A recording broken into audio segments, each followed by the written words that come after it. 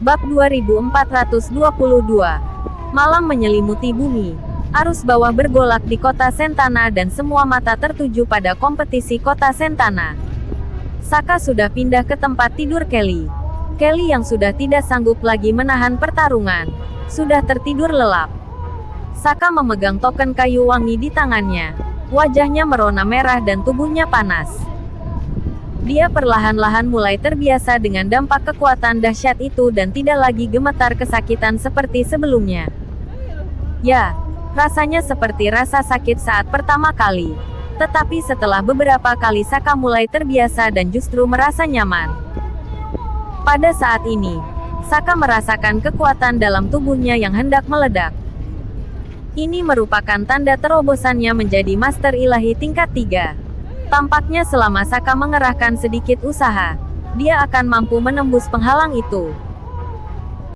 Akan tetapi, Saka tahu bahwa daripada terburu-buru mengejar kesuksesan, lebih baik meletakkan fondasi yang kokoh dan membiarkan terobosan itu terjadi secara alami.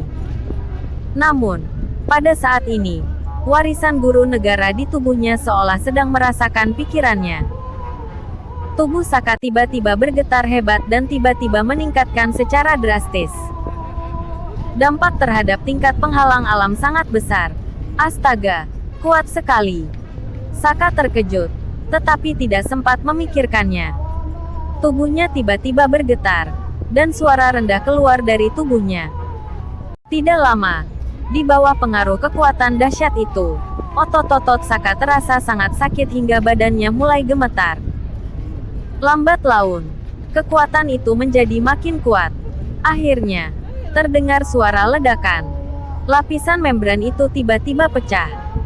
Saka menghela napas panjang, membuka matanya. Dia mengangkat tangannya dan merasakan gelombang kekuatan mengalir deras melalui tubuhnya. Master Ilahi tingkat 3. Lalu, ada sesuatu yang aneh di matanya. Kenapa aku merasa kalau warisan guru negara mendesakku untuk menerobos dengan cepat? Seolah-olah warisan dari guru negara ini ingin Saka menerobos lebih cepat dari yang sudah dia lakukan. Tapi bagaimanapun juga, ini juga hal yang baik. Sudah satu langkah lebih dekat untuk memulihkan identitasku. 2. Saka juga orang yang berpikiran terbuka. Jika dia tidak dapat menemukan jawabannya, dia akan berhenti memikirkannya. Saka tersenyum sambil menatap ke kegelapan malam, sangat menantikan hari esok. Aku belum mengalahkan siapapun dari dunia roh yang sangat berharga itu. Hal ini membuat mereka berpikir kalau aku adalah buah yang lembut dan mereka ingin menginjak-injakku untuk menjadi terkenal. Saka merasakan kekuatan yang melonjak di tubuhnya dan menyeringai sambil bergumam. Kalau begitu besok, kita bisa menjadi terkenal. 11. Di sisi lain, di kediaman guru negara. Guru negara tiba-tiba membuka matanya, melihat ke arah villa keluarga Atmaja seraya berkata dengan lembut, "Aku juga tahu kalau hal-hal yang terjadi secara alami adalah hal yang baik, tapi kamu harus segera berkembang agar bisa membantuku menyembuhkan lukaku." Ada gumpalan kabut hitam yang berkumpul di telapak tangannya. Saat guru negara melihat kabut hitam itu, sorot matanya perlahan menjadi dingin. Saat matahari terbit dan sinar matahari pertama menyinari bumi, kota Sentana mulai menjadi ramai. Seluruh kota diselimuti suasana penuh harap dan kegembiraan. Kernarin adalah pertandingan pembukaan kompetisi kota Sentana, tetapi berakhir tanpa hasil. Hari ini, kompetisi kota Sentana akan resmi dimulai. Dalam kompetisi ini, sebagian besar tokoh jenius yang biasanya hanya muncul dalam legenda akan tampil. Hal ini tentu saja sangat menarik perhatian warga kota Sentana. Salah satu yang menjadi sorotan hari ini tidak diragukan lagi adalah pertarungan antara Saka, yang telah menjadi sosok terkenal, dengan para pahlawan lainnya. Saat Saka tiba, langsung menimbulkan sensasi. Ada banyak orang yang menatapnya dengan tatapan mata yang berapi-api.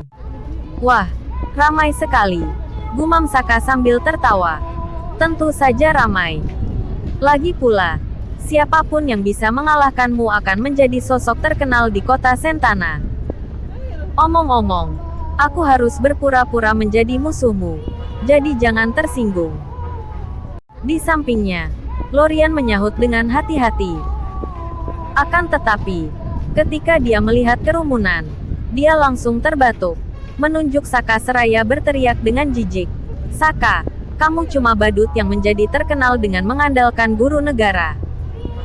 Kalau kebajikan gak sesuai dengan kedudukan, maka akan terjadi malapetaka. Hari ini, aku akan melihat bagaimana kamu akan dikalahkan. Memakinya sangat membuat lega, karena kalimat itu adalah kata-kata yang tulus. Setelah berkata demikian, Lorian berbalik dan berjalan pergi dengan sikap angkuh. Dia tidak menunjukkan tanda-tanda telah menderita ketidakadilan apapun tadi malam.